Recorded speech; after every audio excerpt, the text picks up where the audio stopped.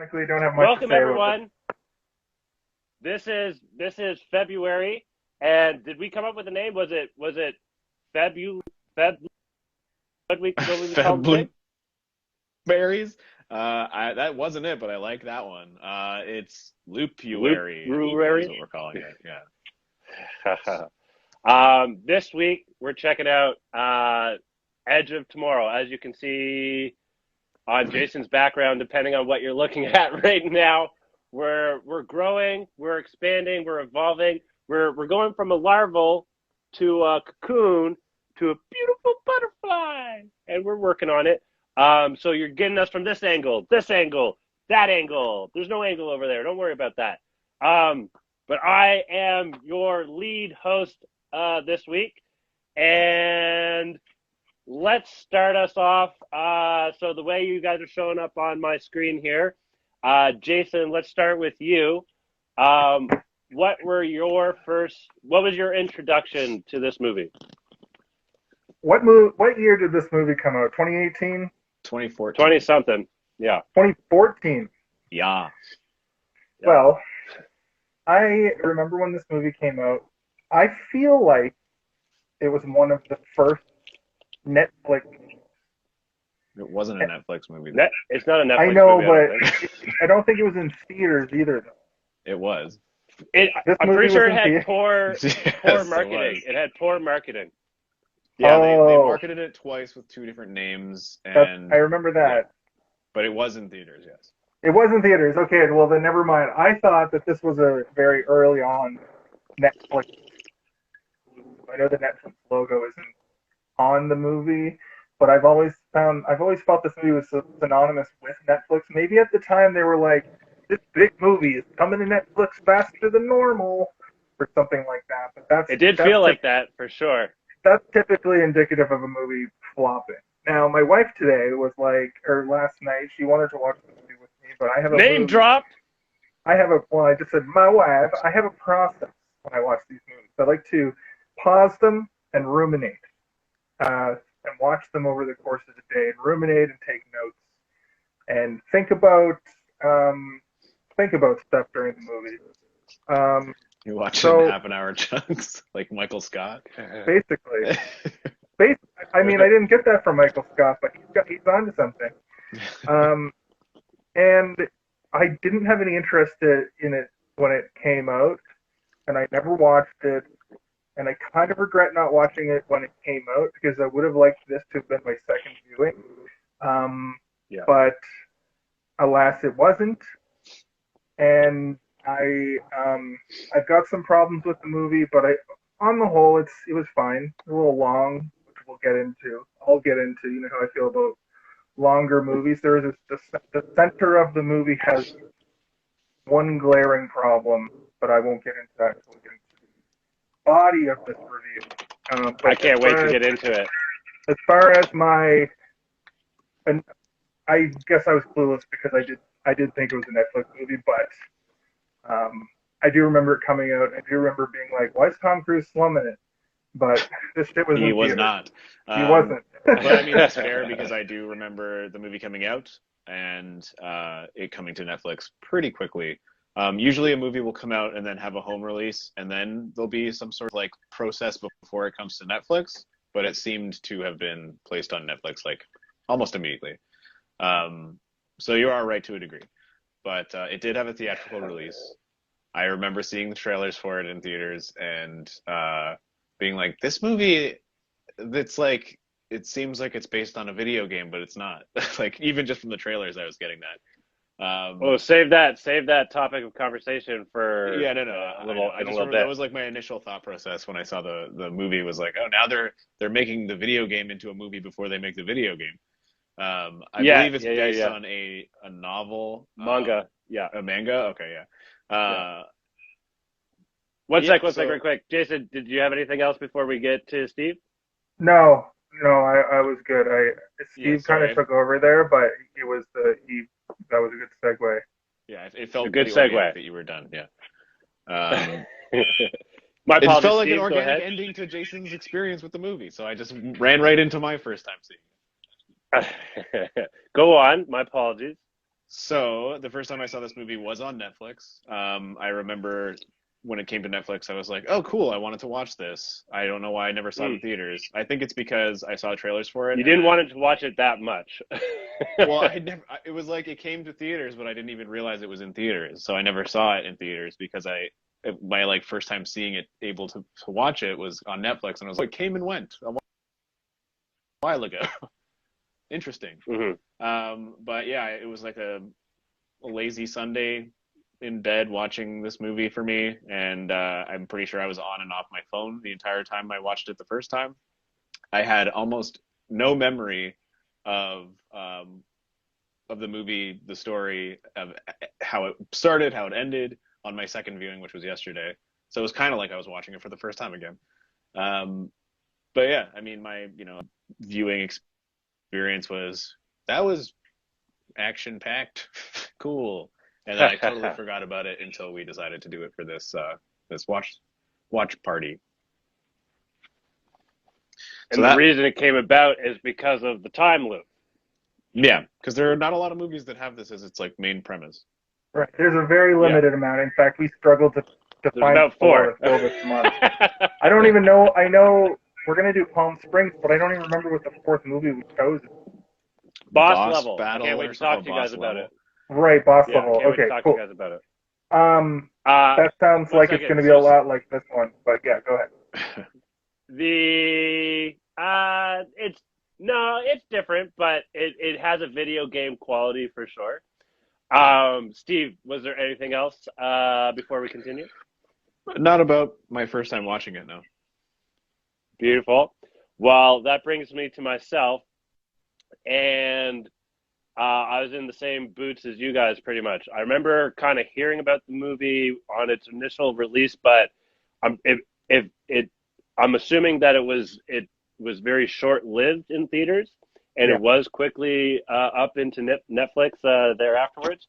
So my first time seeing it was on Netflix, and same as you, was like, oh yeah, I kind of like, for me anyway, I was like, oh, that seems like I'm down to check it out. I had no intention of going out of my way to check it out. But I was like, yeah, Tom Cruise or whatever. Whatever. Let's check it out. And it's definitely a fun ride from front to back. I think the second time, it's the second time that I experienced a movie with that premise of like a day loop. And we'll start to get into a little more aspects of it in a minute here. But yeah, my first impressions, it was an enjoyable watch. Definitely couldn't hate on it. We'll definitely talk about some more aspects of it, but I guess I would have seen it for the first time a few years ago when it first came on Netflix, and I think it's been on Netflix the whole time. Like, you know how sometimes they'll get a movie and then they'll take it off?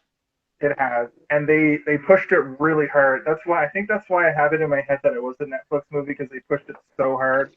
I remember two distinct things. Mm-hmm. I remember it being called Live, Laugh, Love, and then they had to change Live the name. and Let Die. Yeah. And then they had to change the name, and then I remember it coming back and it being called Edge of Tomorrow, and the marketing for it changed, and they put the. I believe that even though he starts looping in the first 20 minutes. Sorry, I just want to interrupt you for a second. It was called The Edge of Tomorrow. They switched it to Live, Die, Repeat, and then they switched it back to The Edge of Tomorrow.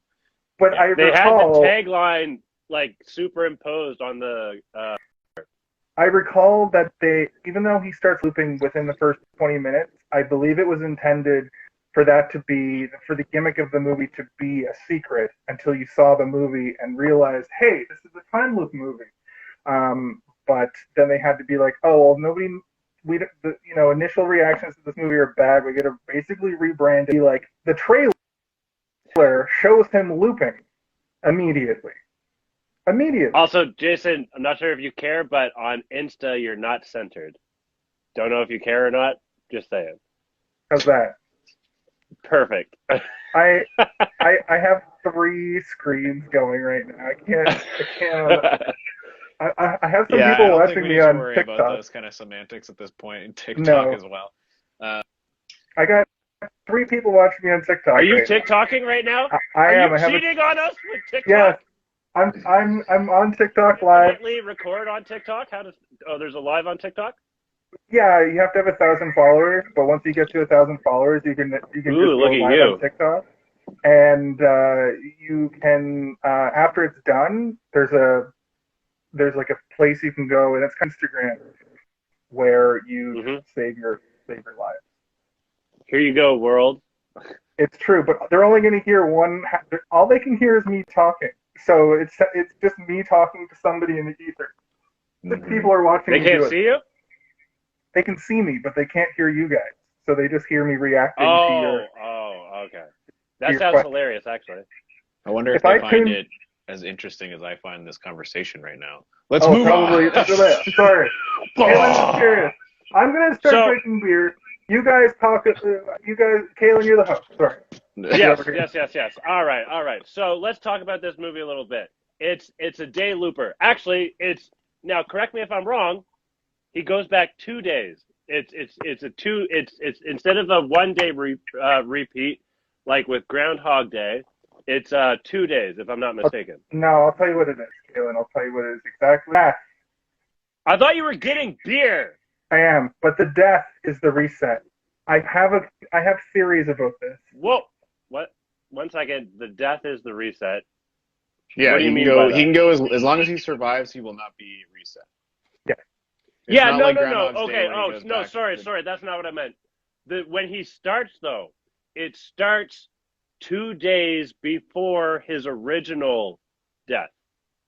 I want to say it starts 24 hours before because no. It's more than 24. No, it's more than. It's got to be. I think it rounds up because he's on the helicopter going to the place, and then they land on the thing. And then he has the whole argument or whatever, blah, blah, blah. And then tomorrow you're shipping out at 6 a.m.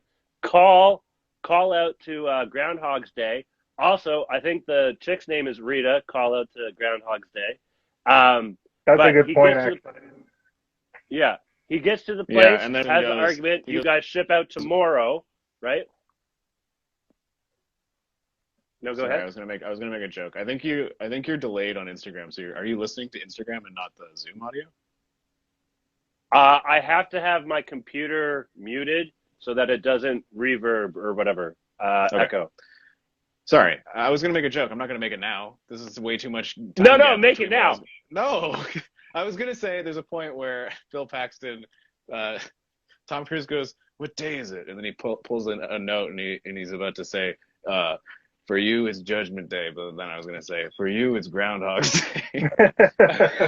Yeah. Yo, also Terminator call out.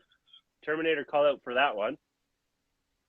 The amount of movies I like is crazy. Staggering. Yeah, I'm going to add Terminator 2 to this list.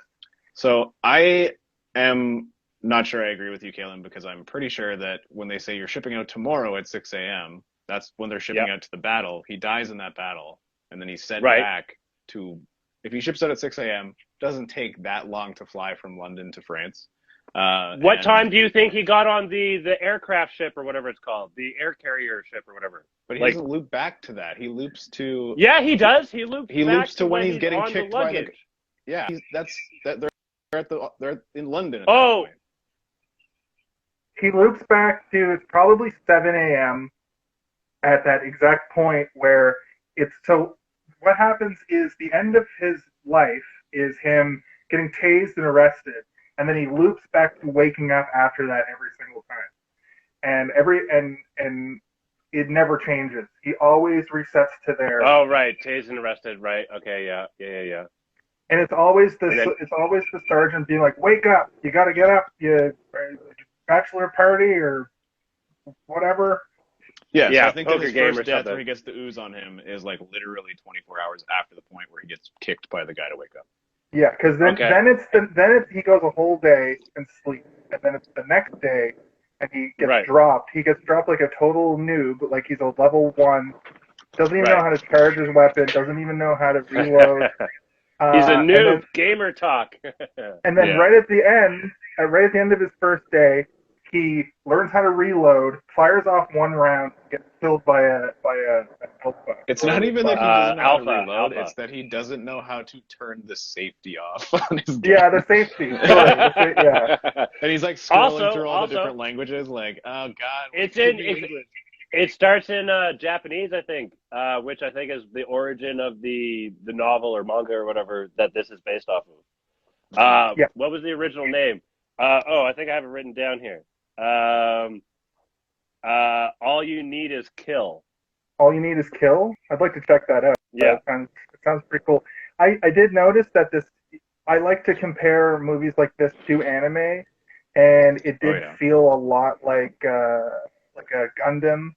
Do you want to hear my list of movies that I kept thinking about during this? Because it's on the tip of my dome. So you got the tip of your dome. The tip of my dome. Oh, tip of your dong. It really reminded me of Tomorrow War, but infinitely better. The Tomorrow War. This one was before that movie, though. I know, and but also it reminded that movie's me over a span of like 30 years or something. I know, and it's also that movie sucked. Yeah. But it reminded me of that because I feel like this movie inspired that movie in a lot of ways. Right. Because this movie was inspired by The Matrix with the monsters. Pacific Rim felt like Pacific Rim. It felt like Terminator 2, like you said. And then the time looping movies, but it's its own thing. But it definitely feels heavily inspired by Groundhog Day because that's the framework. Like that's all they had to go off. Yeah. That was it's like that, and then this, and then Palm Springs, and I think Boss Level's in there somewhere. So it is. We'll get to them. I also think that anything that has a time loop in it is going to be compared to Groundhog Day. Automatically. There's no way to not make the comparison because it's literally the same base core. The premise. OG. That's true. Also Aliens. A lot of science fiction from the 80s and 90s. They just took a lot of things, and even the cinematography felt a lot like War of the Worlds. I know Tom Cruise is in it, and I'm not sure if it was just that he was in this sort of like heavy CGI background that was making me get these like vibes, these like Spielberg-y vibes, but a lot of the cinematography is newer Spielberg. And Mission Impossible. There's a scene where he's like, fuck this, I'm just going to go see what happens if I fuck off and go to London and go to town and just like fuck this. And he's riding a motorcycle, and I was like, call you a piece of shit. Yeah, like does Tom Cruise have it in his contract that he has to drive a motorcycle in like every movie he's in? No, he has it in his contract. He has to run in every movie. He has to run, do his own Even in this movie where he's running in a weird, clunky robot suit where he's like he looks like he's wearing like a 5-ton diaper, and he's like. And that was real or whatever. That was practical. That was. I really enjoyed the fact that the suits were real. Yeah, it was. Practical effects in the movie were fucking fantastic. Yeah, I'm personally a fan of that. I really do. You can tell, like at least right now, anyway. You can tell when CGI, and I think personally, I'd rather have a practical effect over a CGI effect. It's never going to age well. CGI just doesn't age well ever. We're going to be looking back at all the MCU movies in 15 years going like, ugh. Well, you know what, though? Like, but practical effects don't really age well either.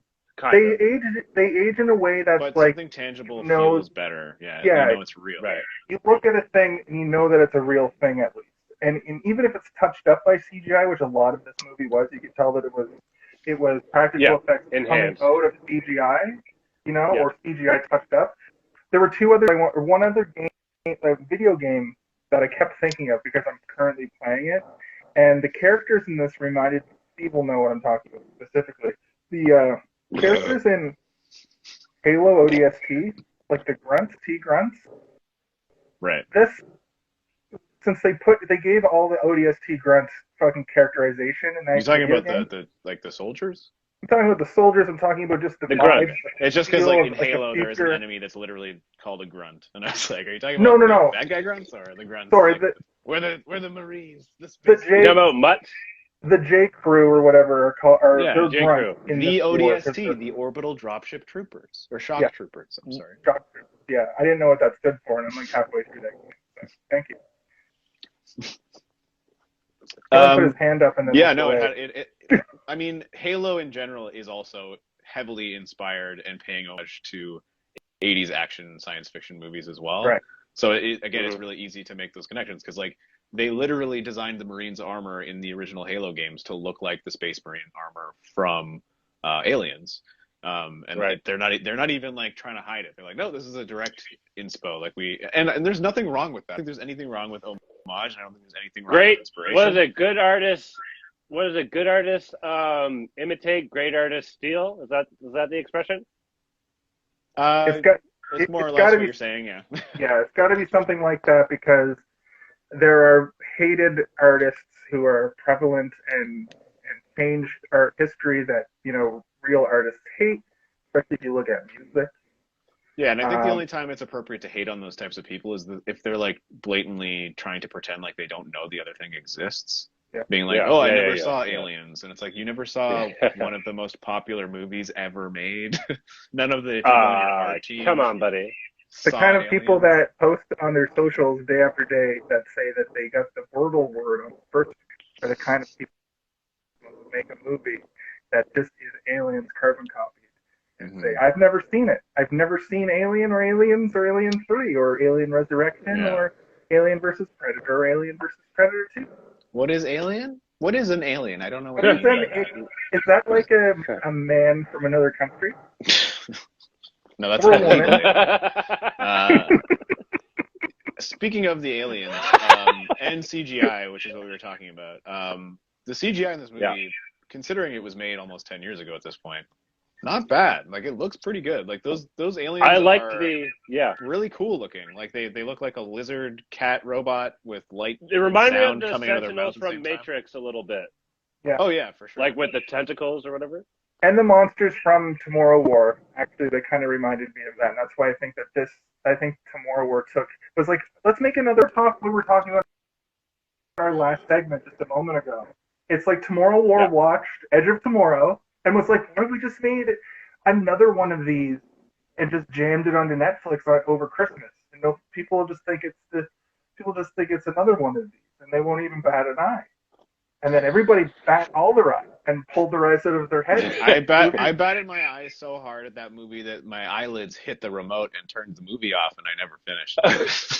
I finished it, but me and my wife were watching it, and when we watch movies, we don't pull our phones out, and we were both like, that's a challenge. It was one of these situations where we're watching, and I swear at the same time we were both just like. I agree with you, Steve. Though the sound design of the aliens was definitely rare that you watch a movie where there is an alien creature that they show so prevalently that you're not like, ugh, what is going on here with these aliens? But these ones, like, the way they moved was really cool. The way they attacked you felt like super primal and scary. Like, you knew that if a single human went up against one of those things, you're gonna get shredded. Like, they look dangerous. They felt dangerous. They did like a barrel roll. They also did like a forward roll, which was like they did the spin thing. And and they also can travel through the ground and through water, like almost like the same consistency. Their tentacles went out. It was almost like they snapped to be in a place instantaneously. Like it almost looked like there was no movement. And I was like, I wonder if they did that. Well, they had a hive mind, right? Yes. And they also, it's implied that the alphas remember what happened in the previous loop, similarly to Tom Cruise's character. Right. So they can anticipate what's going to happen in the same way. So they know not to go to the same places, so that, because like if humans are all just like blasting the blood all over themselves and there's like 10 guys that can re-loop stuff, that would be so useful. Can we talk about how Tom Cruise wanted to know if the special power was an STD? Oh, you want to know if like an STD. Because you can transfer it with blood, or you get rid of it if you have your body. Like you can bleed. I guess you can bleed out the power. It's in your it's in your blood. So if you have a blood, what's that thing what's the guy's name from Rolling Stones? What's the name? Fucking Keith Richards. I feel fucking terrible. Keith Richards, exactly. I was gonna say Richard something. He's got someone else. Hey, Caleb. Next time we do this, you got to have it so your audio is the Zoom call. Yeah, it's painful. The delay is painful. There's a delay. On the Zoom call. It's instantaneous, and if you're listening to the delayed audio on the Instagram, then we're gonna be able to stop you from. We're gonna be able to stop you from talking, or you're. My apologies, folks. We're still working on this. We're getting there. We'll figure it out. This is the fastest we got going this week. I'm getting new followers on TikTok. So we keep getting better. Yeah, Keith Richards has blood transfusions all the better. time. Yes, and he probably has had a Edge of Tomorrow situation happen at some point, right? Keith Richards, he's been in a time loop. But I think that it's implied that like you get the blood power from the Alpha's blood, and if you lose all that, you lose the power either through a blood transfusion or like literally bleeding out too slowly. Quick question. Mm-hmm. How the fuck did she know she lost it? They imply. I had the same question while I was watching it, and she says, as he says later, you can feel it. You can feel it. Like you can feel when it's in you, and when it's gone, you know it's not there anymore. Because I was watching it, I'm like, how would she know if she didn't die? Die to know for sure that. Yeah, exactly.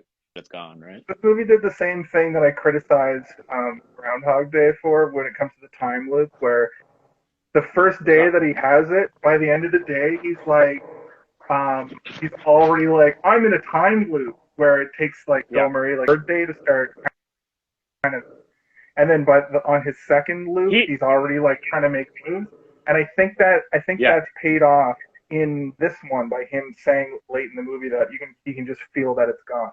But I also feel like throughout the whole movie, every time she goes to kill him, he's like, don't kill me. Because, it probably really hurts. You probably remember every death. You probably remember every death. But also, it's kind of like, maybe it's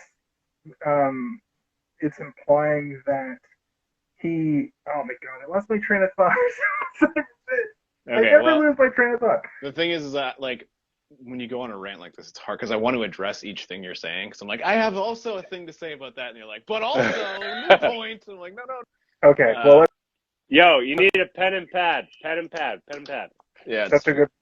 I have notes here, but so do I. I don't know. I just wanted to address that, like, in this movie, the second day, he is just like freaking out the whole time, similar to Bill Murray, kind of like, what's going on? Yeah. And he doesn't make any sense. He doesn't. The only thing that he does that's I would consider a move is he yells to dude to try and get him to move from the ship crushing him, and then he jumps in front of Emily Blunt to save her from being shot. Yeah, and then he gets shot in the process and dies again. I thought that was going to be an element of because Bill Paxton talks about fate immediately, and I thought this was going to be a thing where he can't change things with the loops. But he definitely can. He definitely remembers little bits from each day and uses that to his progressive. advantage. He doesn't just remember little bits. Yeah, he remembers like every there's like the point where he's training physically to give himself muscle memory or whatever. I'm assuming he has the same physicality as he did the day before. He's not building muscle mass over these loops, but he's building like reflexes mentally.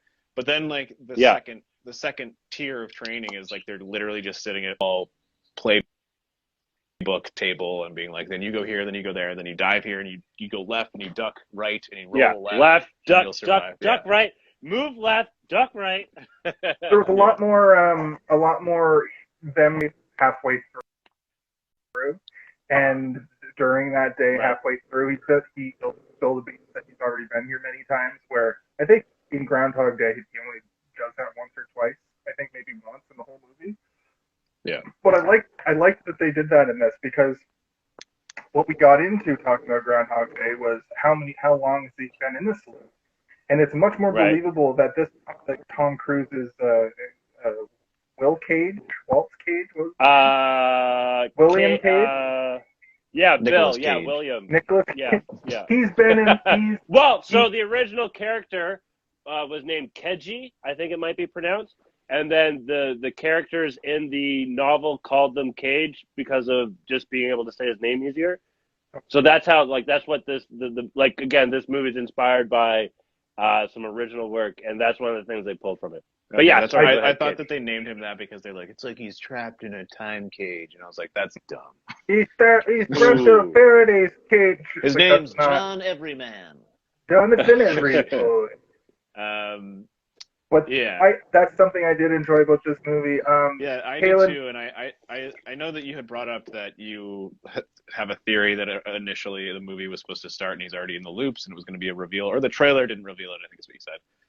One thing that I did like about this movie is that there are two moments that stand out that have the same sort of idea behind it, which is presenting you, the viewer, with a new scenario in which you haven't seen him in this scenario before, thinking that it's his first time there, and then it turns out that he's actually been there a whole bunch of times before.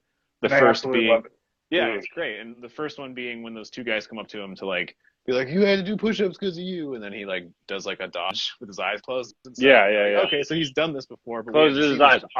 But that is my eyes. Yeah, that payoff though, because the first time he attempts to get away from the drill sergeant, he dies by rolling under a truck, and Bill Paxton's just like, because what were you thinking? Right quick. That is my favorite reaction to his death. His delivery of going like when he's like like when my god when he gets scrambled over. It sounds so good. And so I was doing a little bit of research on the movie before the pod, and I guess Tom, can I call him Tom? Thomas? Tom, Mr. Cruz? Tommy Short, man. TC. We call him Tommy Boy. Yo, that's a good movie too. We'll revisit that one of these days. I was doing a callback to The Mouth of Madness. Johnny Boy. Also, thank you for introducing me to that movie, gotta say. So Tom Cruise wanted to add a little bit of humor to, so like, Wile E. Coyote and the Roadrunner, right? Like he's always hurting himself kind of thing, right? Like I know them personally. He's hurting himself, but it's funny, right? So he wanted to kind of add a little bit of that element to it. Yeah, Wile E. Coyote was the my best man at my wedding. His speech was him just holding up like word things. Yeah. Like the first time I met Steve, it was in middle school. Oh, that sounds actually hilarious. Yeah, and he just has cards and he's putting it in. Everyone's like, you get to force the pause. It's like you can because you only read so much. Yeah, it says pause for laughs or applause. But the second part is when they get to the farmhouse and he's like, okay, well, I'll go look for the keys, coffee. But he's already found the keys and he's been here like probably dozens of times at this point, and that's the moment where the fate stuff comes back in, which is he can't save her at this moment, and he realizes at that point we have to find another way to do this. We cannot we can't keep doing it this way. It's not working, or I have to just let her die. That was also the first point in the movie where something started to feel kind of off about the way the aliens worked, and it was later in the movie. So they finally get to they're gonna go do the final battle. They drop ship. Okay. Most of the dudes die, and the guy's like, "If we get this jet working, we can travel across and get into the Louvre." Into the Louvre. So what happens though is this dude in his mech suit is smashing cars out of the way and making a lot of noise. So what that immediately made me think of is, what are the rules for these aliens? Because back at the scene, they're like tremors. Every time we start the helicopter, I know, that's what I'm saying. Every time we start the helicopter, one of us dies, and it's usually you. And the helicopter, when she turns it on, it's not very loud, and the fucking thing is there already. Well, he says it's only 20 yards away, buried. I know, but it's there already. She turns it on, and it pops out of the ground. The helicopter is loud as fuck. It's so loud. But this dude Have you heard is of a bashing. helicopter in real life? You can hear them from 50 kilometers away. That's true, but this dude's bashing cars out of the way, and it's not until they blow up. I got a question. Why do people always duck at helicopters? It's when already he's smashing so the tall. cars. When he's smashing what do you got to cars, duck for? You're not getting your head chopped off. Actually, that's funny you should mention that Caleb story, Steve. 1 sec. Oh my god. I want to answer Kaylin. Okay, fine. I'm trying to answer you. My grandfather witnessed in World War II a man get decapitated by a helicopter. No way. When they're swirling up, they bow a little bit, and if you don't duck, it's possible you could get your cap deed.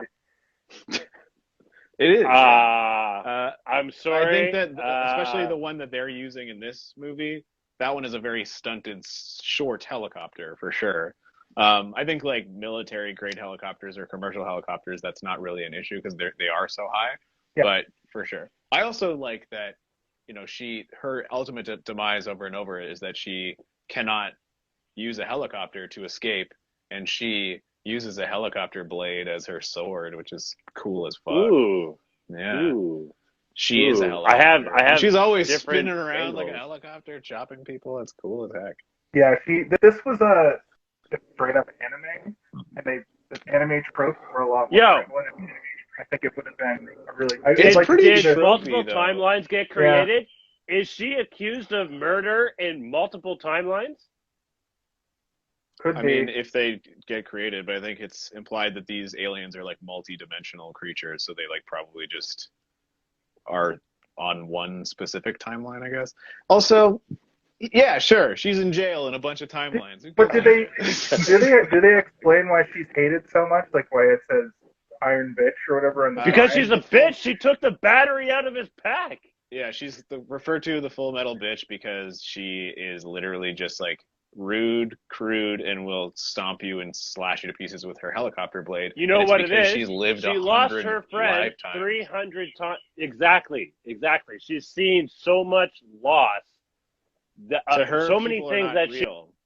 They're not because they're like NPCs in a video game to her. Like she doesn't see people. She doesn't need to respect them. For our viewers, what's an NPC? A non-player character, somebody who has no agency to the story of a game. Yeah, because like a you are the only shopkeeper character is that an matters. A person that walks up to you and goes, "Hi, how's the weather today?" Yeah. And then that's all they say. Fine, thanks. How are you? I'm pretty I used sure to be an adventurer like you until I took an arrow. Until I took an arrow to the knee. Yeah. Have you heard the myth of Dark City? I watched the movie I think 3 times. Wait, were you trying to say, have you heard the tragedy of Darth Plagueis the Wise? Yes. Okay. It's not a story the Jedi would tell you. Okay, Kaylin, what were you yelling about? Go ahead. Am I yelling? I'm sorry, I didn't want to. You to do yell like that. a lot, yes.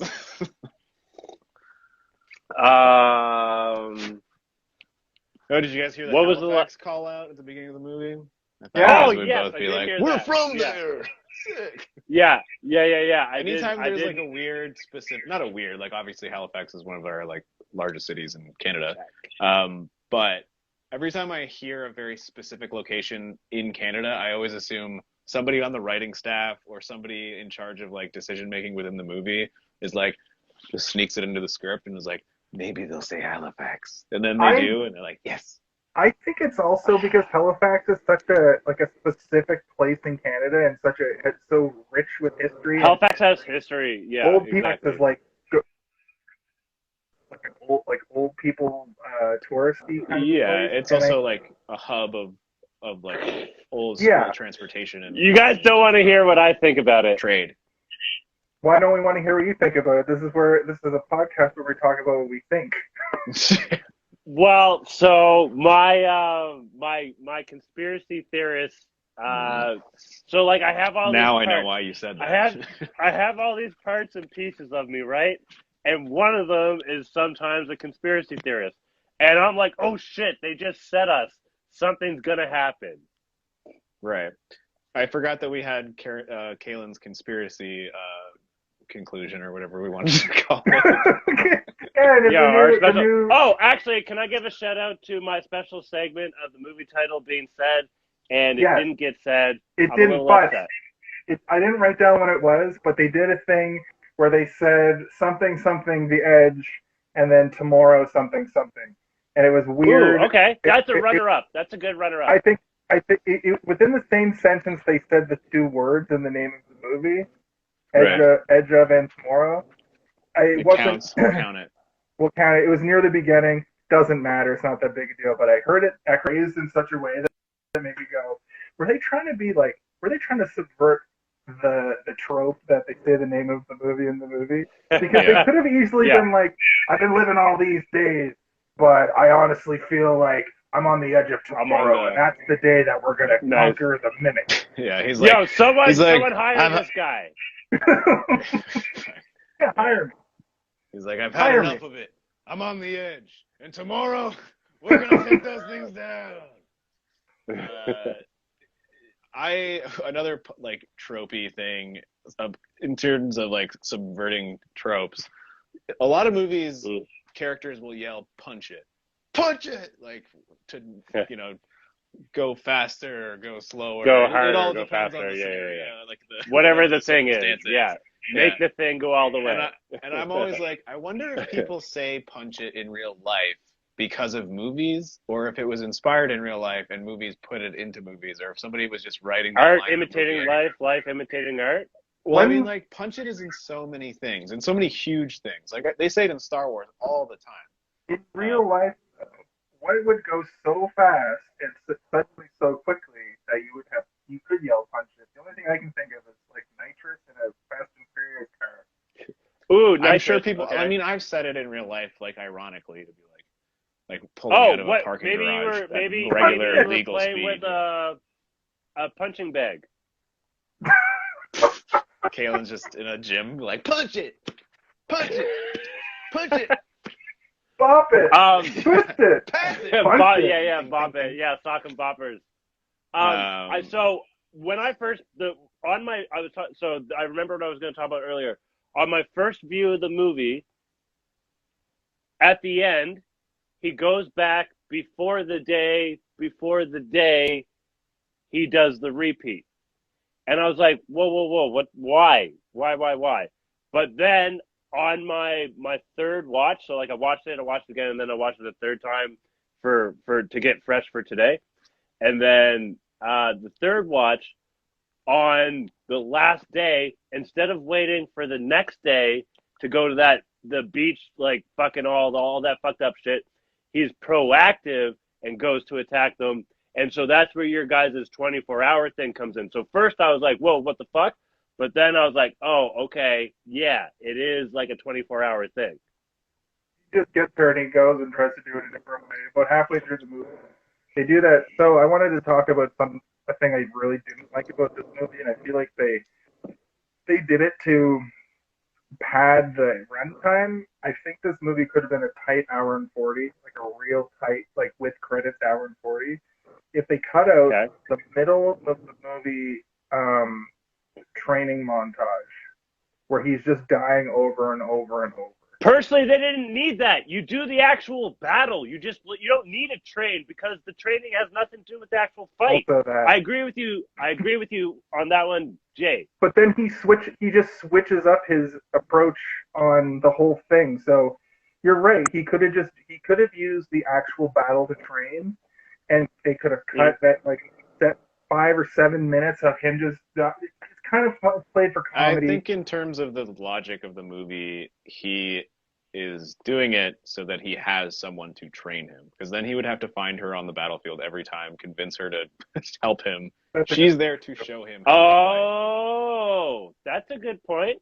Yeah. I like that. I don't that disagree because it is new for her every time. Get a little bit tedious after a while because there are a lot of them, but I also think that they are a little bit necessary at points, because the first death is very gruesome, and the whole opening battle, it is a little bit cartoony, overwhelming, and it's very beautifully shot, but it is not like it's like almost like it's meant to look like a Normandy invasion in a very intense war movie, but then you have a man in a robot suit like totally on fire, and it's goofy, and the guy so chaotic. I do believe there were nods to events that have occurred in our real human history.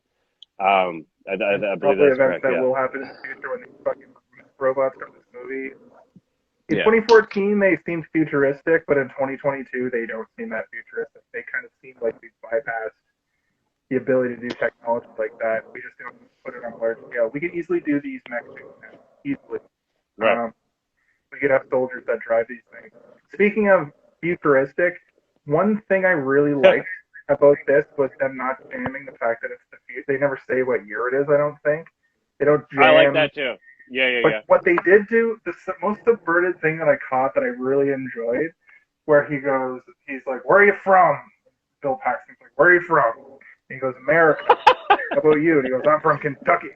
And you kind of get the vibe that there's in. You're American, right? No, I'm from Kentucky. I'm from Kentucky. Yeah, they give you a little. It's the future because the states have separated into two countries.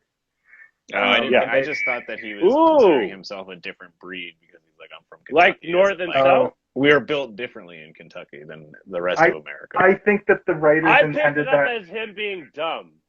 That's what I look at it as. I think that scene, like me. They put scenes in movies to say things, and I think that but this movie says so many other things so blatantly and obviously that it would be weird for them to try and sneak something in through dialogue like that. I don't think that it was meant to be like the American states have or maybe they'll want you to think it's weird, so they do it. It's its own country now. Sorry, what'd you say? Well, can I give a shout out to? I'm sorry to our viewers and to the actress or actor, depending on. I don't know. I remember I watched that Once Upon a Time in Hollywood where the girl said, "I want to be called an actor because the actress thing's demeaning or some shit." So I'm sorry if that's the case. All right, what are you trying to say? Yes, they're all actors together. So the female actor in J. Crew is my favorite character in this movie. Who, Nance? You mean Pete Davidson? That's what I've been She's a badass, but you never see her fight. Because in this movie, there's the chaos of them dropping in a fucking dropship, crashing into their dropship, which just starts the chaos. And then the same thing, they get all of their troops together to go fight this like final battle, and the same thing happens. Same thing. Is that because of the fate thing? That team is always going to be wiped out, or is it because these soldiers are completely incompetent? I think it could be a fate thing. That's what I thought. Well, they also thought that they had the element of surprise, and they were just jumping down to be like, well, this should be easy because they don't know we're coming, but they did because they've been looping. Right. I think that they're also like, they don't have the benefit of Emily Blunt and Tom Cruise where they can relive battles hundreds and hundreds of times to become supreme master fighters. So they're just like shooting their guns, whereas these two are like here's Tokyo the thing. drifting around corners and it's funny that you monsters. bring that up because I made a note at the beginning of the movie where they're showing those clips of the newscasters talking about these. This is new technology in these suits. Only she's used it or whatever. One soldier that's had limited training. It's what it is that they've released these suits and she is performing so well, and it's like, look at her, she's able to go because of bananas. the suits with limited training. The suits. But really, she's looping in that opening that I'm just realizing. And this is what I was trying to get at before, and I don't know how we got off topic. Where you were like, it would be crazy if it was more like an anime. But I'm like, the way that she's like plastered on billboards and buses and stuff, I'm like, this is so anime-ish. Like they would glorify in an anime like a Gundam suit pilot to be almost like a celebrity, right? To try and inspire regular people to be like, if she can do it, I can do it, sort of thing. I know what Emily Blunt looks like in my head, and throughout this whole movie, I kept going back and forth, being like, is that her? Is that her? Or is this just another British woman exactly like her? Because I don't know if you're looking at this video, sorry, Instagram, but if you're watching the video, her face is like skinnier than normal or something. I don't know if I just haven't watched enough Emily Blunt. I know what her face looks like in my head. You know what that might be? That could be diet. No, that's diet and exercise. Sometimes, like, doing exercise can change your face too. Yeah, I get that. And I'm going to talk about that. I want to talk about that in something else. Not during this month, but if we don't do it before it gets to my birthday, I have some ideas for what I want to do on my birthday month, and I have We questions. talked about this, Kayla. If you're gonna do stuff that could be done in us, talk to us on the podcast. But if it's a question about the movie that we were covering this week, let me add on to what all you said. Emily Blunt movies. You were talking about Emily Blunt. A Quiet Place you know 2. what? Some Victorian shit, I assume. Her brother had a cameo close to the beginning of the movie. James Blunt? Pardon? James Blunt? The singer? Emily Blunt. You said her brother, though. Is that James Blunt, the singer? You're beautiful! You're beautiful! Is that her brother? Please, just answer. Yo, who's my computer guy? I could do it, but I'm not sure if it's going to ruin my... James Blunt, Emily Blunt. No, don't do the James part. Just do Emily Blunt. Anyway, her brother had a cameo. No, they're not brother and sister.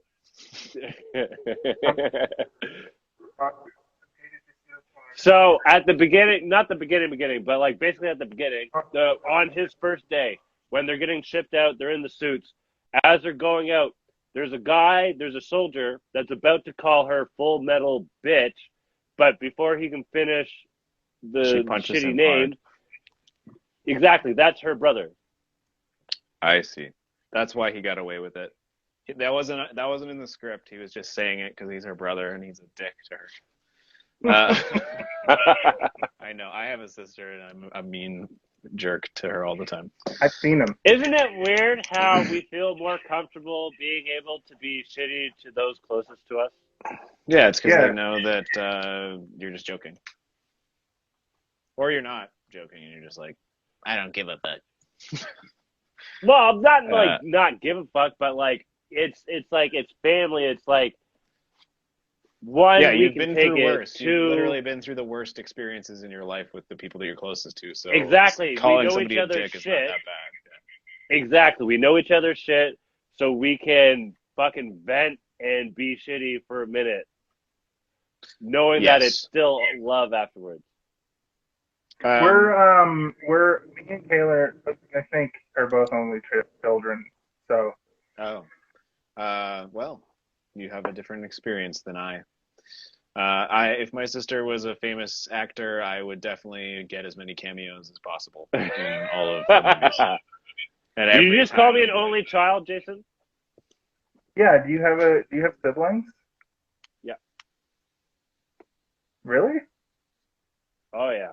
It's super fucked up.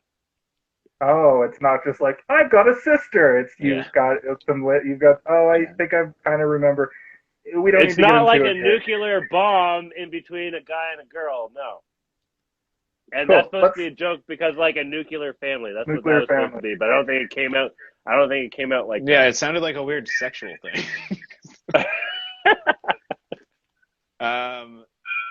Funny lines from the movie. Look alive if you want it, from Bill Paxton. And I like that. It's like kind of, he says it off screen almost too, which is like, and it's sad that this is one of his last movies and it was such like this, because he looks good in it too. Like he looks pretty handsome and like he has like, he nails it. And he's hamming it up appropriately. Like Bill Paxton is a hammy actor in a lot of stuff that he's in, especially the Cameron stuff in the 80s. He's not a bad actor. Like I watched Twister recently. Not I a would great almost movie, call him but a he's character a good actor. He is a character actor for the most part. But there was a brief stint where he was like leading man potential. In the 90s, he was a leading from mid to late Twister. 90s. But he was also a character actor before that. It's like he was a character actor, then he had like Weird Science, the time. Fucking brother with that fucking what's that haircut called? The flat top? It's called a crew cut. No, it wasn't a no. Oh, is Bill Paxton the dickhole brother in Weird Science? Yeah. He had a flat top. No. You got to go look at his haircut. It's not a crew cut. It's not a mohawk. It's definitely not a mohawk. I think it's called a flat top. And it's a very weird. It's like, okay, if I spike up all my hair, but then make it flat, and so like, because your head's round. Yes, right? I know what you're talking about. It's a flat top that goes up. Yeah, we know. We get it. I call it the limit. It's called a high fade. Sorry. Holy shit! My No, live no, no, no. No, I know what you're talking about, and I'm not Okay. saying real things. It is a military haircut. A lot of military Yeah. people have it. A lot of police officers have it. It's A the lot John of But fire. you know Cena. what's really weird? The John He Cena has haircut. if you look at Weird Science the movie, he has hair on the side of his head. It's like it's slick. Why can't people No. understand my intentions? And then they made a TV show, and it was awesome. I'm sorry. I think I interrupted someone. Whoever was Yeah, talking, you did. you guys To go talk ahead. about haircuts. Specifically, the haircut from Weird Science. Not the TV show, the movie. Great TV show. Great TV show. Anyway, go ahead. My bad. I'm sorry. I was just talking about how Bill Paxton is a great actor, and he was a character actor. He became a leading man, and then he went back to character acting. This was one of the last roles that he had before his untimely death. He was an alien, right? He was. He's the guy who's like, game over, man. Yeah, he's game over, man.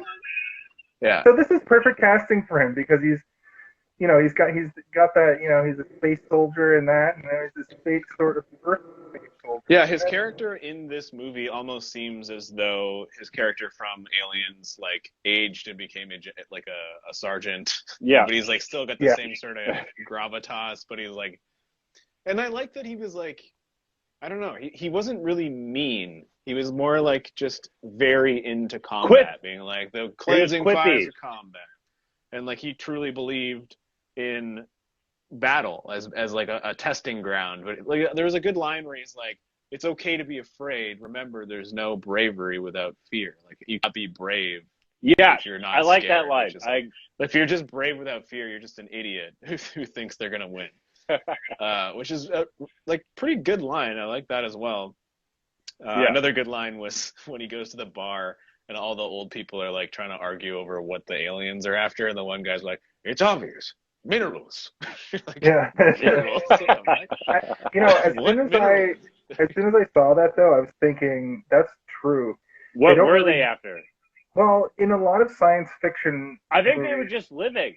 I think they were just like they were just trying to take over Earth. But I kept thinking not take over to take over, but take over to expand. I want this part now. I want this land now. I want this. I want me. I kept thinking of Don't Look Up. How when the meteorite's heading to Earth, all they can think about is colonizing it for its minerals, not colonizing it. And this felt like this is another fucking line that I drew to that goddamn Tomorrow War, where the aliens were just there for what you're saying, just to fucking take over and be a parasite. Okay, so there is a moment in this movie where they sit down and explain exactly what they want. I cannot remember because the scene was extremely boring, and I was like, this is boring me. But they... No, I remember what it was. It was meteors. They were meteors. Yeah, he equated it places and taking over to it being a virus. They're like a virus. There's like they're spreading throughout, but they did have some sort of goal. Well, the Omega. Okay, so the Omega was like underground, and it seemed it was like a pulsating sphere. It had a hive mind or grave mind, if you will. Steve knows what I'm talking about. The flow. I don't, but I do. It sounds cool. It's or like the Borg collective.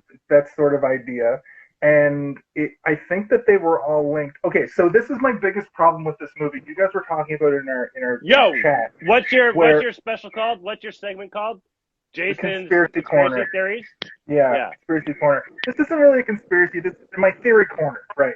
Yeah, my theory. The conspiracy corner. There's two corners in the room. It's not even. It's just here's my main problem with this movie. You spend all that time in the middle, grinding out. Like in a video game, you grind out to get better, and you literally that's one. It's a pro and a con because I've never seen a movie so heavily inspired by video games show the actual grinding to level up because it doesn't quantify into storytelling to just fight the same guy over and over. But the thing is that pads out the runtime of the movie so poorly that you get to the last. 15 minutes were left in the movie. And they were just rushing all this stuff. All this stuff was happening right in a row. If they would have taken some time at that last 15 minutes... that might be movie magic, though. I have something to say on this. It wasn't magical to me. It was they rushed through a whole bunch of stuff that could have been expounded upon. They didn't show. They didn't show us. They didn't show us. I'll give you that. They didn't show But the us. whole movie is about not showing us and hitting us with little twists. So But they don't twist anything when. I when think you're showing Steve them. has something to say. What is it, Steve? What do you want to add on this? Well, I mean, you're saying your opinion. I'm going to say mine. Okay.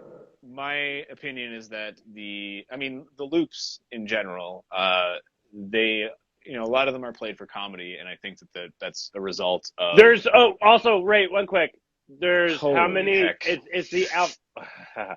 It's the alphas that create the loop, right? The alpha has to die to remember what just happened, and it's a hive mind, so it remembers everything that happened, right? It's the alpha that dies, and then it resets from that point, right? Maybe. Steve, finish your thought. Okay, so basically the time loops are played for comedy. I think that they are designed that way in order to soften the context of death in this movie, which is unlimited and it doesn't mean anything. So obviously, if you just have him die over and over again in horrifying ways, it's going to diminish the moments that matter in terms of when he dies. So when he really dies, or when he dies the very first time, those ones are horrific and scary. Right. But I have the opposite effect, where as soon as we realize that the loops are done, there was like this sort of death of the momentum of the movie for me, where I am like, okay, so now if he dies, he's dead, but he's the hero, so we know he's not going to die for the remainder of this movie. And it made it less exciting for me. And I think that this movie would have benefited from being a TV show. Because there's this grand moment at the end where he's with all these guys that he's grown to know every single thing about, but you never really see him learn about any of those characters.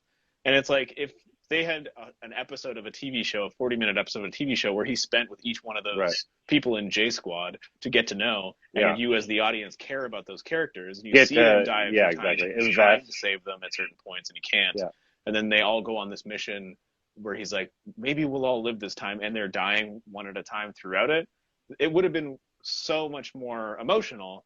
But at the end of this movie, you're just like, I don't really care about any of these characters because I didn't learn anything about them. He did. So he's the one feeling it, not me. Steven, can I say this about you? I'm so glad that you joined us. You make me think about things that sometimes I don't think about. What about I'm a me? big dummy. Feel like, dude, if it wasn't for me... Okay. Anyway, Steve... Jason, I love you. No, see, the thing is, Jason, you're like a brother to me, so I have to automatically love you. Okay. Oh my God. Regardless, whatever Emily Blunt. Whatever Emily Blunt. I'm Jason Blunt. Steve, you hit the nail on the head so hard because I've been having this problem with movies in the last couple of years, especially new movies, where they're like, we have to do a 3-hour movie because it's a reboot. And I'm like, bro, do a TV show, make an hour and make an 87-minute reboot that fucking kicks ass for 87 minutes. That's going to be a TV show because Disney Plus and a bunch of other channels, quite frankly, have been able to make movie quality television. And The Matrix is a glaring example of this. I don't think that needed to be a 2 hours and 50 minutes. Had me scratching my head more than enjoying it. It could have been. I like the new Matrix. I know you love it, and I don't love it. Do you say Animatrix? Yo, that one's coming up.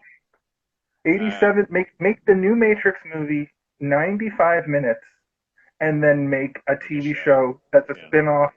Don't put Trinity. Mention Trinity. Mention the side story. Neo. But those new characters like new Morpheus. Yeah. Fucking that give a story to it. That dude played Dr. Manhattan in the Watchmen TV show. He's used to that level of television. Fucking great TV. Yeah, no, I agree, and I think that for the amount of comparisons you can draw from this movie to a video game, even it being a video game would have been beneficial. Having a video game tie-in would have been a neat thing for them to do for the marketing. Because a video game tie-in would be you probably don't play as Tom Cruise, but you play as somebody who also gets the you get move slimed. ability. Why wouldn't you play as Tom Cruise? Because he's too big a name. You'd have to get his likeness, or he wouldn't look like him at all, and it wouldn't be really a tie. No, I mean, it would be a video game. But in this world, they've established that anybody can get the time power. Yeah. Emily Blunt got it. He got it. There could have been somebody before Emily Blunt. That's true. And there could be somebody after Tom Cruise. The naked guy. Give it to the fat naked guy, because that character was criminally underutilized in this film. The it's lesson a movie that he learns is that he should wear clothes at the end. Yeah. It's like, I guess I should have wore clothes all along. Yes. Why? You just die anyway. Who cares? He dies a lot in this. Can we get deep? You guys want to talk about life, or are we just gotta keep this to movies? Mostly movies, I think. I want to go to bed. You guys don't want to... We are, well, on that note, we are getting to our hour mark. Well, actually, I think we're right there. We're right at an hour. We were some swell, punctual hosts tonight. Sometimes I can't pronounce. You didn't, Kaylin. You forgot to do the plot synopsis. We blew right through that. I don't think we're gonna have time. It's again like Groundhog's Day. Okay, this is like one where I could do this in like 30 seconds. I bet. Okay, look, some guy doesn't want to be in the army, and then make him be in the army. He is in the army, though. He's a fucking media. He's a salesman. He's a media. He's a military salesman. He's a salesman. He's a propaganda. He's a human embodiment of propaganda of do this. And look how good this suit is. It's not the fucking suit. It's because she can do there. You know what? If you guys want to get deep on this movie, there actually is a lot of deep shit to get on. But we're not going to do that right now because we're wrapping shit up. And we're doing a synopsis. That was a great synopsis. And then we're gonna cut it up. The fucking guy, he got a suit. He hates war. He gets the suit. He time travels back and forth. Then he kills the alien with a bunch of grenades. Goo goo goo. He got the space We got a brain. day on the end tomorrow. He's a shitty character, just like. Here, let me give you a synopsis. He learns to be great. Exactly. If you guys ever want to repeat your day to make it better, get STDs from an alien. They're called STIs now, by the way. My bad. You're right. They are called STIs. They're infections or some shit. You know what? I don't want to make a joke out of actual serious things. I'm sorry about that. People with anything. It's okay. Anyway. STIs can be funny in the right context. Not when it's a stupid, dumb asshole talking about it. Comparing getting time travel powers to an STI is pretty funny. Debatably, I guess. Yeah. Chlamydia. I got time chlamydia. Oh, God. Whoops. Clap. The clap. I'm going to go back to the first time anyway. Why are you leaving? We're about to do the wrap-up. He's leaving. I'm still here. No, so I'm going to still hear you. You're going to do some more ranting, and I'm going to sit here. I'll rant. I'll rant the shit out of my Side note, on that previous, Yeah. I had like 700 likes on my fucking TikTok. Crazy. On TikTok for this? Yo, did you drop can't even our hear us. tags? Yeah, I've been talking. Like, they can hear us. They can hear me. You're a liar. They can't hear us. Okay, gentlemen. Okay. Let's do some final thoughts. We as we do. So Steve or Jason, thank you for introducing me to your friend Steve. I feel like we are now 3 friends. Better friends if and when we get the opportunity to do things to build memories. Galen, I talk or to whatever, you more right? than my own family. I talk to you more than some of my good friends in real life. I talk to you every day almost. Yeah, like we have a group chat. I only have 2 other group chats, and one of them are my childhood best friends. A wrestling chat because nobody likes wrestling. But Yo, do you know Ryan Freed? And I know that name. Anyway, and then you guys, because we do this dumb podcast that is sort of becoming like we're the technology is there. We just need to distribute. We have the technology. We have the tech. We can rebuild. We just need to get distribution, and it's a time thing. It's a time sync to. We don't have a song. We don't have a what the structure to be. We need to figure out if we want to just throw the whole damn show up, or if one of us is going to take the time to meticulously edit these things down into consumable media, which none of us have time for. Do we hire a producer? Who knows? Do we hire an editor? But is there anyone that wants to pro bono for us, and then No. when we blow up? I wouldn't ask anybody to pro bono us because I'm not asking either. I'm just saying it, and then maybe someone would be like, This "Oh, yeah, sounds I like a wanna pro production bono meeting you." conversation. That's true. Sorry, Galen, take us home, buddy. I want to go watch. Let me take us home. Let me take us home. Yo, everyone that have joined us from earlier till now, we are at the end of our conversation about. Mo, hit us. Also, if you're serious about doing it for us, hit us up. My favorite wrestler is CM Punk. well, I like Rey Mysterio Jr. That's a the wrestler. thing that I don't like about me is you guys are looking off to the side, which looks great, and I have to look at one of the things. And when I look at one thing, I'm not looking at it on the other thing. And then I'm That's looking fine. at this thing, but now I'm I not looking ignore at the that thing. Instagram live now. I ignore the Instagram live and I look at my good webcam. Well, the very, very let's time loop. Let's go right back to the beginning. I was talking about how we were larval let's just and time then loop to cocooning and then. let's time loop to wrapping this up and then we can talk about this. All right. I'm gonna wrap it. I'm gonna bring it home. I'm gonna bring it home for our viewers. I'm gonna bring it home for us. It's the end of the night. Here we are. We talked about Edge of Tomorrow. We talked about Live, Die, Repeat. We talked about All You Kill. Need Is Kill. All you need is kill. You got it. We had some fun. We're gonna do it again. Tomorrow's gonna be yesterday. Yesterday's gonna happen again. But then next week it's gonna be a different tomorrow and yesterday because it's February and we decided to.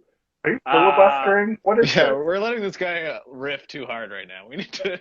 You guys are letting me riff too hard. All right, here we go. We're taking it home. All I gotta know is.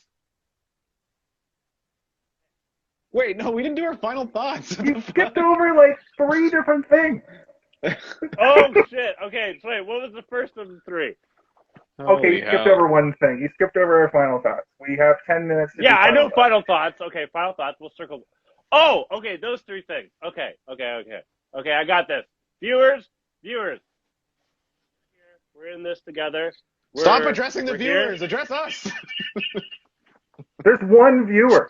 Okay. My fellow friends, companions, hosts, co-hosts, gentlemen, people, beings, life forces.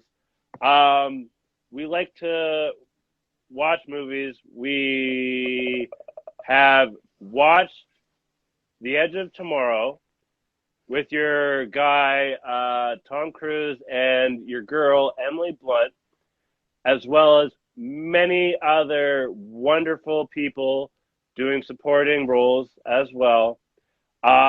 This was a movie that you got to enjoy the same day over and over again, but in a way that you improve every time, like you want to do in life, always trying to improve on yesterday.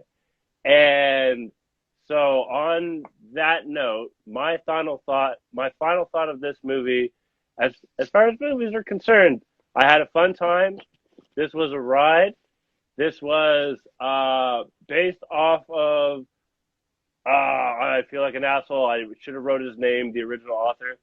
But this was based off some original work, which had, you can tell, inspiration from video games, where you get the opportunity to improve yourself and start. So before I give it to my co-host, I am going to give this movie a dope-ass fucking exosuit that I wish I made a shitty Canadian diet version of for this podcast, just to, have a costume out of a dope-ass exosuit costume. And I didn't end my sentence with the right inflection. So after that, I'm going to go reverse order of before. Steven, give us your final thoughts, that's please. me. Thank I'm you. Steven. Thank you for all of that, whatever it means. The Edge of Tomorrow, aka Live, Die, Repeat, aka all you need is kill or whatever. I enjoyed this movie for the most part.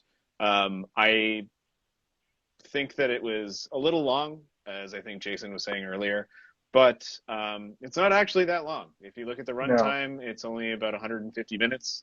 Longer than, you'd like for a movie. 150 minutes. An hour and 50 minutes. Sorry, It was 150 minutes. I would have been like, we're not Schindler's List. Weeks long. We are not watching Schindler's List on this podcast. No, I don't want to talk about Schindler's List. It's too sad. We are not watching the Titanic. I think that there's a lot of stuff to enjoy about this movie in terms of just filmmaking. Like it is a popcorn movie in every respect of the word. You're not going to sit down and have any sort of deep philosophical thoughts about what if I had time looping powers, because it's not even really like he is growing all that much in terms of his character. He is scared the whole time. He's scared from the beginning to the end. He's never not scared. I think the only time that he's not scared is when he gets drunk and somehow gets further than he's ever gotten before in his time loops. Yo, I'm cheers to that. One thing that I did find impressive, which I think wouldn't have happened if Tom Cruise wasn't connected, I don't know for sure. I'm sure they could have probably got somebody else with as much clout as Tom Cruise, but I don't think that this movie, not being attached to any franchise, not having any previously established sort of like proven property behind it, would have got made. This movie would not have been made. This high of a budget. The director, I'm not overly familiar with a lot of his work. If Steven Spielberg was directing this movie, it would have been made for sure. But because Tom Cruise is in it, that is why it has the budget that it does, and that's why it looks the way it does, which is it looks You can get automatic views just based off of Tom. Yeah, well, I mean, this is the reason the movie gets made. Is they're like, Tom Cruise? Okay, yeah, we'll throw all the money. But at the same time, you would think that you can trust someone that you like to do something that you want to see, right? You know what I mean? Like, there's two sides. No, yeah, I'm just saying that the reason this movie was made is because Tom Cruise was attached to it. Because it's not a franchise movie. It's not a Marvel movie. It's not a Star Wars movie. It's not anything that's been proven 100 times before to make lots and lots of money. It doesn't feel like they made this movie in order to start a franchise either. Like, it has a very clear ending. It's like, we defeated They made a movie to make a movie. Yeah. Yeah, exactly. Which is refreshing, especially post 9 when Iron Man was made, and then everything became about like, how do we make everything just a money machine? I do not like the ending of this movie. I already kind of went over it briefly. I think tell us a little bit more. Actually, you did mention that, but I'm sorry that we skipped over it. I actually do want to talk about that. Yeah, I thought that the momentum was killed at the end. I didn't feel grief for any of the characters dying that I should have, because I never got to see a moment of them being human, of them having, anything beyond quips. They were all it was like a quip, a mass of quips, and they were all sort of the same personality. They didn't have any. Like, you had like little snippets of their history, but it was like some guy had second grade teacher. I think you're right. Second grade teachers. There was like that one cut out who, the training sequence. Hey, and shut put up! in... I'm getting my final thoughts. Oh, my bad. No, I agree. Like, you could have extended those moments of him getting to know those characters, and that's why I said a TV show would benefit, because you could spend a whole episode dealing with that one guy who doesn't like wearing pants in his suit. You could have learned more about him other than that he has a teddy bear and he doesn't like wearing underwear when he's in his mech suit. And then you learn about that guy who he's not who he says he is. His friend died and he took his name and he sends his paychecks to his family. Final Fantasy VII. Which, yeah, like that's exactly. But like you know that from the game. I don't have like an expanded universe of that character other than that, and it's going into that. Yo, what's on your shirt? But I would have liked to have known more about that character. And anyway, I thought that the end, especially when he dies, I'm like, oh, he dies, and she dies. Maybe they all die, and then it's just going to cut to like the general being like, well, something happened in Paris this morning, and all the aliens are dead now. I don't know how, I don't know when, I don't know why, I don't know who, but they're all dead and we're safe. But that didn't happen. He blips back. All of those people who died are also back now. So it's like the movie is having its cake and eating it too, in the sense that they defeat the aliens and they're all safe. It's a time travel thing. Why do you think that happened, though? Like, he killed the thing, right? What? Like, why? Is it possible that maybe the thing reverted back and there's going to be a sequel? Actually, I think I heard there was going to be a sequel to this movie. There can't be a sequel. It's been fucking years. Yeah, if they make a sequel, that'd be very weird. But at the same time, I think it's because they just didn't want to end on a downer where everyone's dead. So they decided to make them all alive. They're like, we'll do one last loop and everyone's alive now. I'm surprised you guys didn't hit us with that trivia. That's like, they actually made an ending to this movie that was super, super sad and bleak, and the aliens win. I'm sure that there is a version of the movie where that is the ending, and like they probably tested poorly or something, and they're like, well, I guess. Like, I wonder what the ending of the manga is. Like, I don't necessarily hate the end of the movie of him walking up to her and her not knowing who he is again, and him being like overwhelmed with emotion, being like, now I have a chance to actually get to know you for real and like not have to worry about dying over and over again. I don't mind that moment. But I don't like that they all died and you're supposed to feel something and I didn't feel anything, and then they're not dead. I'm like, oh, good thing I didn't feel anything because they're all back. But like, if I had felt something for their death and then they came back, I would have been happy.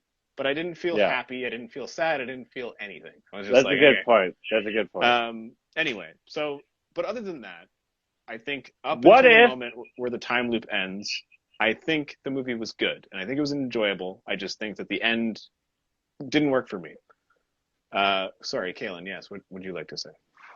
What if we make a movie? Okay. I'm trying to...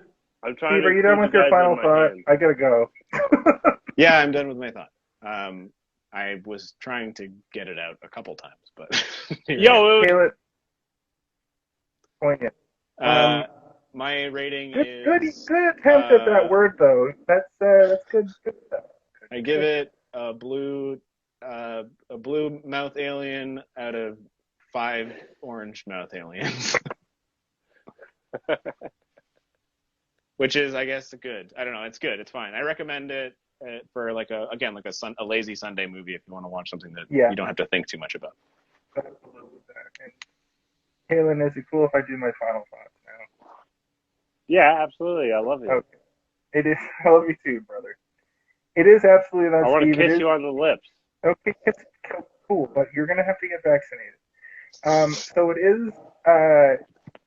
is literally that. It's the kind of movie you go to the theater for on a Saturday night and have fun and watch. It's the kind of movie you go to a streaming platform. Nowadays, we can't get rid of them. Every movie that comes out now seems to be the kind of movie you watch on a Sunday afternoon when you're hungover, or you watch on movie night with your significant other or your friends. And that's just the way that sort of movies are viewed now. And this is from 2014. We're right on the cusp of that sort of happening. And it shows them in spades, and it had all this weird marketing, and it has Tom Cruise, who's fucking just as good as he is in any other movie, surrounded by like basic nobody. Emily Blunt's in it. She's good, but I don't know if she screams action star necessarily, but in this, she was badass as heck, though. She was cool. She was badass as heck, and it's one of those situations where she's not necessarily like she's not a huge jack action star character. Like who's the woman who got canceled who was in Mandalorian?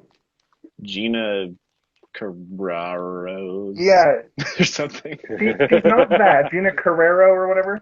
She's not that, but She's not a Nazi? Good, yes. yeah, but she's kind of like a Sonya Blake. Allegedly. Anyway, the what really struck me about your final thoughts, Steve, is the fact that it's not a franchise and it's not trying to add to a bigger franchise or anything like that, but it's its own microcosm. And I know I keep bringing up Tomorrow War, which is an inferior movie to this, but they're very similar in that they feel like franchise movies. They feel like the first part of a big thing, or even the second part. But it's like, you know how you say something out loud to somebody, and they're like, "What are you talking about?" Because most of it was in your head. Just of what you're trying to convey to the person was actually said in your head, and they say something like, "I can't hear your thoughts, man. I don't know what you mean." This movie falls into that because of the fact it feels like so many of these movies that come out and they feel like these weird microcosm of an idea that should be a franchise based on some IP, like a book that nobody's read or an anime or a manga that nobody's seen. And that's I think my biggest problem with this movie. I overall had fun watching it. Like I did enjoy the movie, especially compared to some of the other movies we've done on this show. I'm talking about Halloween. Which has a talking about Halloween? Yeah, which has a giant legacy, but I didn't love it to where like I need to like. There's no more content to immerse myself in for this movie anyway, even if I did love it that hard. It's so did we talk about this last week about how like Bruce? Did we talk about? I think we talked about this off air, but Bruce Willis does a new genre of movie called the geezer teaser or geezer exploitation, where these aging actors... Tell me more. Tell me more. What are you talking about? These aging actors are doing movies just to go into Redbox or straight to streaming. Redbox. What kind of movies, though? What kind of movies? Garbage. Garbage movies. Can I star in them? No, you're not. You're not an action star. You have to be a 60-year-old action star previously from the 80s. But I have gray hair. How many movies are you in? 0. Tom Cruise has been doing this already with the Mission Impossible franchise. It just turns out that those movies are big budget movies that are dope as shit. Yeah, they're good movies. They're good with good scripts and what and Mission good Impossible? Yes, but the thing is this is an example of him doing a geezer teaser. It just turns out that he's such a fucking good actor and never slacks. Like he's always good. When you say geezer, do you mean it in the British way, where they just like talk old. about an old person? Yes. Or do you mean it in the North American way, where it means an old person, but they suck? Both. Old. Anyway, my point is this was somebody who clearly had the forethought to put a name on a script that they found in a pile of scripts that had and an anime. That is how they make movies. And Pacific Rim 2, I think, had just come out around this time where it was coming out. That they needed Charlie Day's hilarious. They needed one of those movies, right? So that's what this feels like to me. It feels like they just were like, just put a big actor in a bad script, because we didn't talk about it, but there's some real ham-fisted writing in this movie. Give me three. Give me your three worst. The end of the love story. They never needed to kiss. There shouldn't have been a love story. No. That shit was bogus anyway. No, the love story was fine. The action movie, 80s action movie, out of nowhere kiss didn't need to happen. We didn't need. There's a lot of real ham-fisted lines in this movie. Can I just interject one thing? It'll be really quick. That kiss, I believe, was her kissing her friend that she watched die 300 times, not him. She was kissing her friend who died 300 times. Oh, fuck. And what he was was his kissing name? her because she's died 300 Hendrix. Okay. Fair enough, but I've only seen it once. Read that as. Because she had no reason to kiss him, but she knows that he's Steve, you know what? That's why I love one of the things I love about you being here. God damn, I haven't thought of that. Okay. That's it. Yes, I didn't think about that as well. But my overall, I enjoyed this movie. I think I meandered a bit and I ranted a bit, and I tried not to. I gave this movie a fair shake. I went into it thinking I was going to love it. I didn't love it. I liked it. So I really wanted to give it a 4, but I can't. My integrity is not allowing me to give it a 4, but I will give it a 3.7 out of 5. It's not bad. That sounds like a great rating.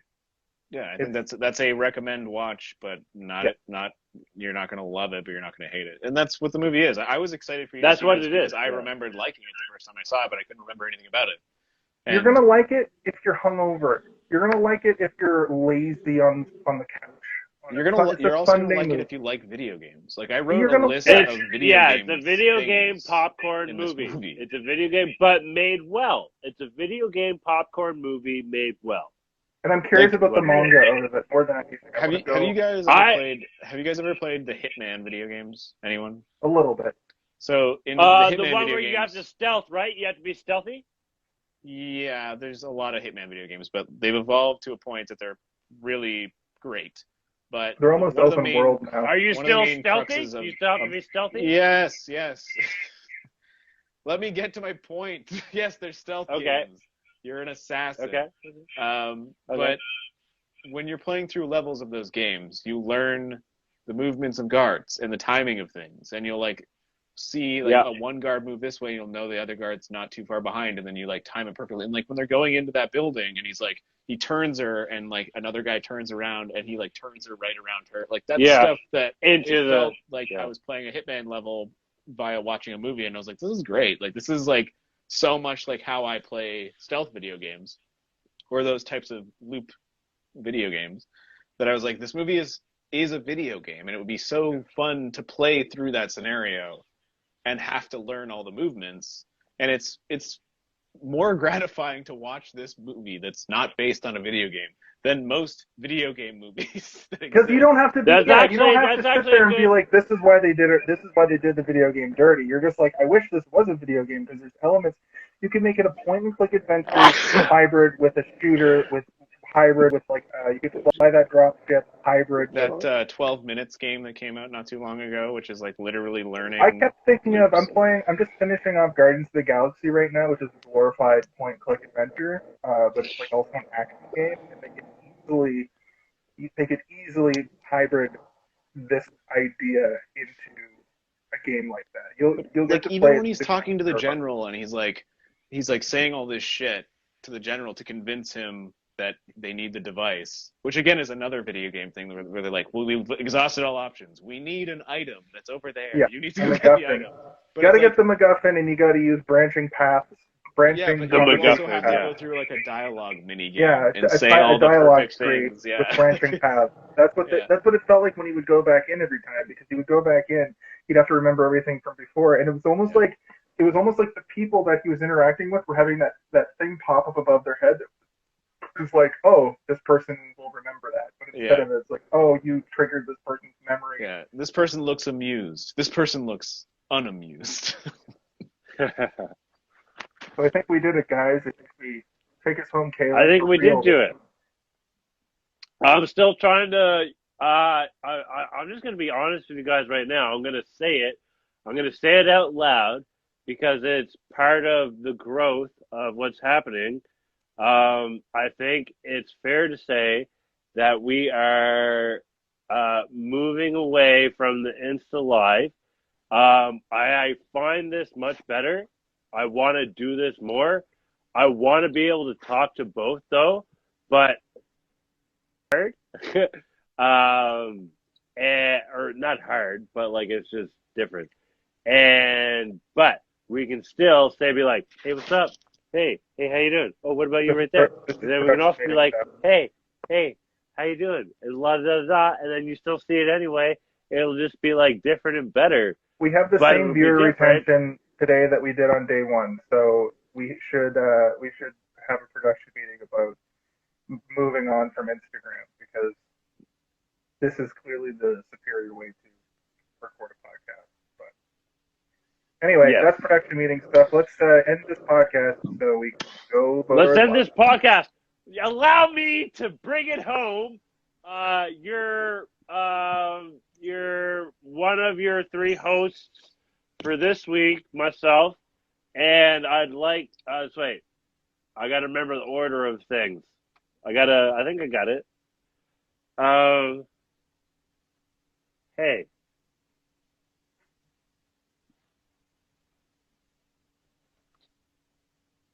Did you see this one? Hey, did you see this? Oh, hey, did you guys see this one? Well, I did. I saw it. I did this one. I saw it too. For my fellow hosts, Jason, Phillips, Steven Waters. Is it Waters? That's right. Yes. I'm Kellen. I'm Steven. Oh, wait. First, Jason and Caitlin. I'm Steven. Sorry, I fucked that up. First, Kaylin and Steven, I'm Jason. Maybe we re-record that. All together now. We're all we gotta say is, hey. Hey. Did you see this one? Did you see this one? Okay, bye. This one? I'm gonna touch buttons. You're gonna see me touch them. That's my butt. Oh shit! Maybe I didn't touch it. Did I not touch it?